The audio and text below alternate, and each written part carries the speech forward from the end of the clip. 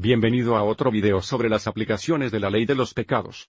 Esperamente esto es suficientemente grande para que leas. Un grupo de rangers forestales está caminando a través del Parque Nacional Denali hacia el montaje McKinley, la montaña más alta de América del Norte.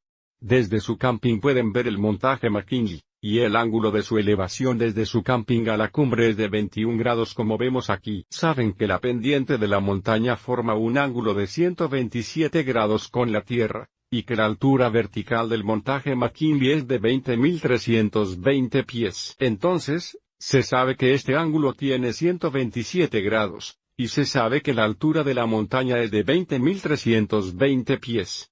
Aquí está la pregunta: ¿cuánto lejos está su campamento de la base de la montaña? Queremos saber esta distancia aquí. Segundo, si caminan 2.9 millas en una hora, ¿cuánto tiempo les llevará llegar a ese campamento base? Vamos adelante y vea si podemos obtener alguna información adicional de nuestro dibujo. Echamos un vistazo a este triángulo aquí. Conocemos estos dos ángulos y sabemos la suma. Debe ser 180 grados. Eso hace este ángulo aquí 32 grados. Siguiente, este ángulo y este ángulo son suplementarios. Por lo tanto, este ángulo aquí sería 53 grados. Entonces en este pequeño triángulo derecho pequeño sabemos que estos dos ángulos deben agregar a 90, o deben ser complementarios. Así que este ángulo arriba debe ser de 37 grados. Bueno, entonces, lo que se trata es mirar este triángulo obligado aquí. Si podemos encontrar la longitud de uno de los lados, entonces podemos usar la ley de los pecados para determinar la longitud del lado de. Así que miremos este triángulo correcto a la derecha aquí. Podemos escribir una ecuación triga que dice que el sino de 53 grados debe ser igual a 20.320 divididos por la hipotenusa aquí. Si podemos encontrar esta hipotenusa, nos dará la longitud de un lado en este triángulo obligado. Así que vamos adelante y trata de hacer eso. Entonces llamaremos a este h, así tendremos el seno de 53 grados debe ser igual el lado opuesto 20.320 divididos por la hipotenusa o h. Vamos adelante y hagamos esto en una proporción. Ahora cruzaremos multiplícamente hx, el seno de 53 grados debe igual a 20.320. Nos dividiremos por el seno de 53 grados. Esto nos dará que es aproximadamente igual a este cociente. Ir a nuestra calculadora. 20.320 divididos por sin 53 grados. Que es aproximadamente 25.443 pies. Aviso de que este lado es opuesto a este ángulo de 21 grados. Ahora podemos usar la ley de los pecados en este triángulo obligado para encontrar la longitud de para tener el sino de 21 grados dividido por 25.443 pies debe ser igual al sino de 32 grados. Dividido por d. ¿Cuál es la distancia que estamos buscando? Crucemos multiplícamente. Ahora, dividido por un sine de 21 grados. Esto nos da de a la izquierda. Y ahora varnos a nuestra calculadora para determinar este valor.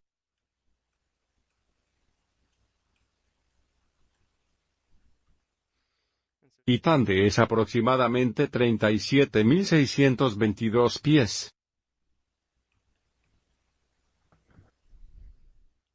Ahora, desde su caminata en millas por hora, vamos adelante y convertir esta distancia en millas. Entonces, podemos multiplicar esto por una milla más de 5.280 pies. Esto simplificará los pies de la unidad, y ahora podemos descubrir cuántas millas es esto dividiendo por 5.280. Así que es aproximadamente 7.1 millas. Así que esta es la parte a la distancia desde su campamento a la base de la montaña. La segunda parte pregunta: si caminan 2.9 millas en una hora, ¿cuánto tardará en llegar a esta base? Vamos a la pantalla siguiente y contestemos esa pregunta. Sabemos que la distancia es igual a tasa x tiempo. Así que si solucionamos esta ecuación para t, tenemos t igual distancia dividida por tasa. Bueno, la distancia fue de 7,1 millas, y su tasa fue de 2,9 millas por hora.